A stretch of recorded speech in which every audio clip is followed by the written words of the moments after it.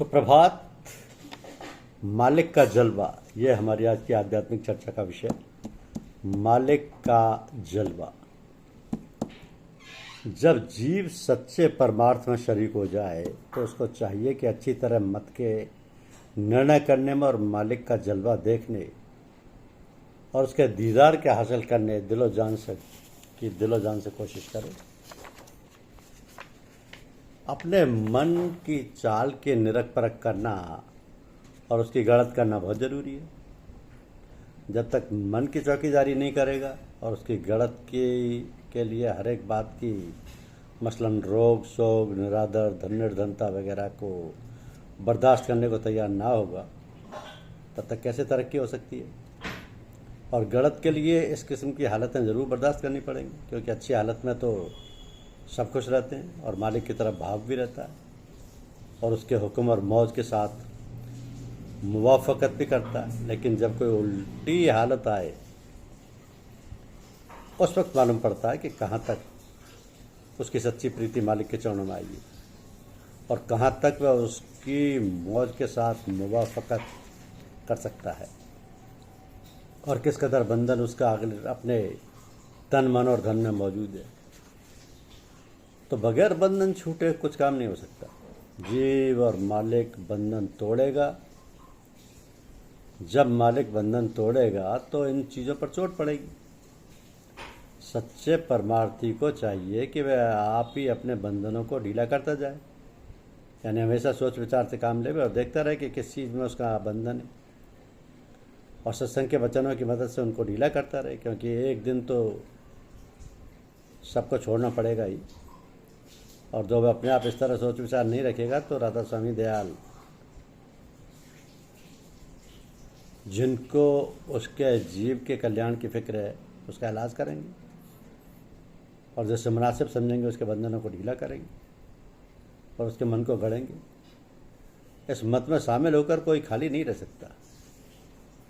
इसलिए जीव को चाहिए कि हमेशा अपने हाथ पाँव हिलाता रहे और जैसी उल्टी सुलटी हालत आए उनको मालिक की ऐन दया समझकर बर्दाश्त करे। इस तरह रफ्ते रफ्ते सफाई होगी और जीव का काम बन जाएगा। तो तीन प्रसंग है कि तीन मर्द भक्त एक औरत भक्त के पास गए और सच्ची भक्ति का जिक्र करने लगे। तो एक भक्त ने कहा कि उसकी भक्ति पूरी और सच्ची है, जो तकलीफ में है जिसे कि उसका मालिक भेजे सब्र करे। स्त्री ने कहा कि इस वचन से अहंकार की बू आती है। दूसरे भक्त ने कहा कि जो तकलीफ में अपने मालिक का शुक्र करे उसकी भक्ति पूरी और सच्ची है। फिर स्त्री ने कहा कि कुछ इससे बढ़कर कहो।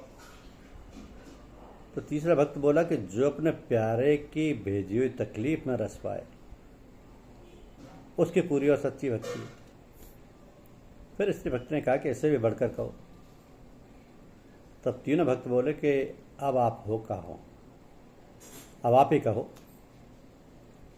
तब वह बोली कि मैं उसकी भक्ति पूरी और सच्ची मानती हूँ जो कि तकलीफ को अपने प्यारे के ध्यान और दर्शन में इस कदर भूल जाए कि उसको उस तकलीफ की खबर भी ना होगी।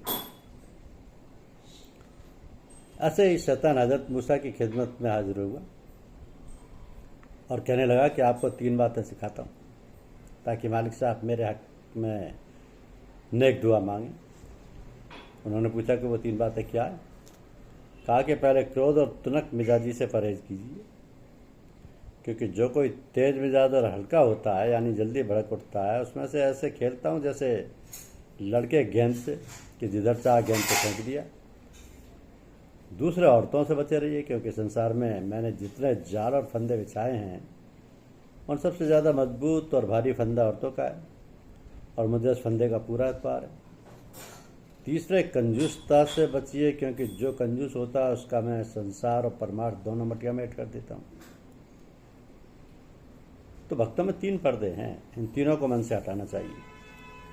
तब परमार्थ और भजन का पूरा रस आएगा और मालिक का दर्शन पाएगा। पहला ये कि जो इस लोक और परलोक का राज और भोग उसको दिए जाएं, वो उसको पाकर मगन ना होवे, क्योंकि जो मगन हो गया तो लालची है और लोभी को दर्शन नहीं मिलेगा। दूसरा पर्दा यह कि जो इस लोक और परलोक का राज और भोग उसको हासिल है, वो उससे छीन लिया जाए तो दुखी ना हो और अफसोस ना करे, क्योंकि जो अफसोस किया तो झूठा है और झूठा परमार्थ के काबिल नहीं है। और तीसरा पर्दा यह है कि चाहे जिस कदर कोई स्थिति और आदर करे, उस पर अपने मन में खुश ना होवे और गाफिल ना हो जाए, क्योंकि जो ऐसा है तो ऊंचा पात्र है और अभी ऊंचे देश और गहरे रस के काबिल नहीं है। अब 3 वक्त अपने मन को होशियार रखो। एक, करतूत के वक्त याद रखो कि मालिक तुझको देखता है, और जब बात करो तो याद रखो कि जो कुछ तू कह रहा है मालिक सुनता है, और जब चुप हो तो याद रखो कि मालिक जानता है कि तू किस वास्ते चुप हुआ है। और 3 काम नहीं करने चाहिए, चाहे उसमें किसी कदर लोगों का जाहरी उपकार भी हो गए। एक, राजों और अमीरों का संग। दूसरा, किसी स्त्री के साथ अकेले बैठना उठना, चाहे वह परमार्थी हो और तू उसे परमार्थी सिखाता हो। और तीसरे, कानों का कच्चा होना, क्योंकि उसमें बहुत हजार नुकसान पैदा होते हैं। किसी ने एक साधु से कहा कि मैं तुम्हारा सत्संग चाहता हूँ। उसने कहा कि दीनता करनी पड़ेगी। और कहा कि मैं मालिक को चाहता हूँ। तो जवाब दिया कि जो मुसीबत और तकलीफ आन कर पड़े उसको खुशी से झेलना पड़ेगा। एक सेवक ने अपने गुरु से पूछा कि सेवा और भजन में बराबर रस क्यों नहीं मिलता है। तो जवाब दिया कि जब बराबर रस हर रोज मिलता रहेगा तो विरह और तड़प नहीं उठेगी और इस सबब से तरक्की बंद हो जाएगी। एक साधु ने किसी शख्स को बीमार देखकर मालिक के चरणों में प्रार्थना की कि हे मालिक, इस पर दया कर। मालिक ने फरमाया कि इस पर और क्यों कर दया करूं, मैं तो इसी बीमारी के सबब से इस पर दया कर रहा हूं, क्योंकि उसके कर्म इसी तरह काटने के लायक हैं और उसकी आंतरिक तरक्की इसी बीमारी के सबब से होगी। तो परमार्थी को इन 3 बातों का लिहाज रखना चाहिए कि एक यह है कि जो किसी को फ़ायदा न पहुंचा सके तो नुकसान भी ना पहुंचाए। दूसरा, जो किसी को खुश नहीं कर सके तो ना खुश और दुखी भी ना करे।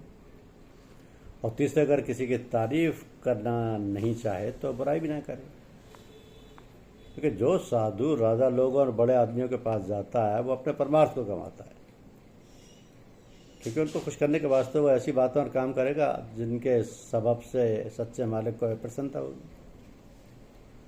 जो कोई थोड़ा बहुत रोगी बना रहता है उस पर परमेश्वर की दया है, क्योंकि उसके सबब से बहुत से गुनाहों से बच जाता है। ईश्वर का वचन है कि जो मेरे भक्त हैं उनको 3 बातें देता हूँ, निर्धनता, बीमारी और निराधार। इसी जुगत से मैं अपने भक्त की रक्षा करता हूँ। एक ने किसी साधु से पूछा कि साधु किसका नाम है। उसने जवाब दिया कि जिसकी बातों से भजन की कैफियत और प्रेम की हालत दिल में पैदा हो गई और शौक बढ़े, और जिसका चुप रहना बिल्कुल ध्यान और विचार की हालत है, और देखना बिल्कुल वैराग्य और इबारत और नसीहत लेना। तो ये साधु की पहचान। साधुओं के व्यक्तित्व से ये झलकना चाहिए, ये दिखना चाहिए कि वो ईश्वर के प्रेम में डूबे हुए हैं। ईश्वर के प्रेम में अपने अनुभव और ज्ञान के अनुसार ये गुनाह जाते हैं कि वह अपने मालिक को देखते हैं, बगैर इल्म के, बगैर आँख के, बगैर खबर के, बगैर साक्षात्कार के, बगैर अनुभवों आदि के। यानी दिल में उसकी याद व लगन ऐसी पुरजोर होकर रूह में समा जाती है कि सब बातें प्यारे की ऐसे अकान भगवान से मालूम होती हैं। कायदा है कि जब किसी चीज़ की जगह दिल में बन जाती है तो समय पर बुरी तरह से उसकी ज़रूरत महसूस करने कराने लगती है। जिस तरह नशा पीने वाले को या अफीम खाने वाले को नशा या अफीम ना मिले तो वो बेचैन हो जाता है, यही दशा कामिल व आमिल की भी होती है। धन्यवाद।